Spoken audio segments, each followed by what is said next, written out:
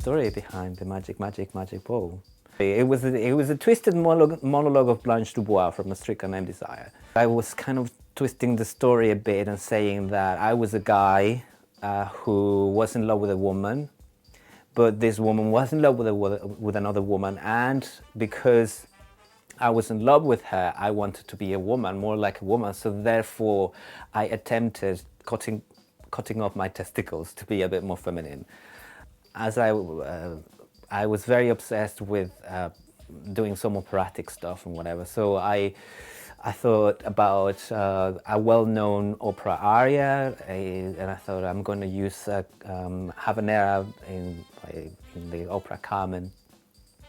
And then I want to do something with that. And then I thought, oh, Carmen is a gypsy. Oh, what do gypsies do? Oh, they tell the fortune. Oh, I'm going to tell the fortune with my chopped off testicles. It became this thing that the magic balls will tell the future. But because they are testicles, they can only predict sexual encounters and sexually transmitted diseases. After all, they're only testicles. What else would they know about? They don't know anything about love. They're testicles. Come on. So originally there were two testicles in the magic balls because they were the magic balls. But then something really creepy happened, and one day I woke up with a little swelling on my right testicle. I went to the GP, she checked it up, she said, it's probably nothing, but I am going to send you to a CT scan. No, it was not a CT scan, it was an ultrasound, which is even weirder because the idea I had for ultrasounds were for babies. Right there and then, the person who was reading that thingy, he said, oh, to me this looks like cancer. It will probably have to be taken off, but you will be fine. So I was walking from the Homerton hospital to the train, and I was like, okay, so what he just said that basically they're gonna cut off my right testicle.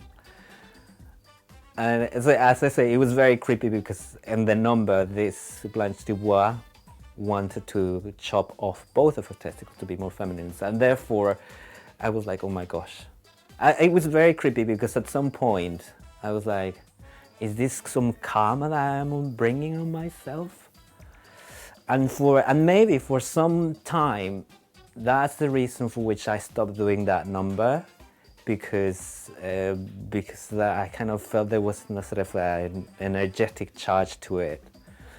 But instead now, it has been modified whenever I do it to speak about the cancer that I have, because I have.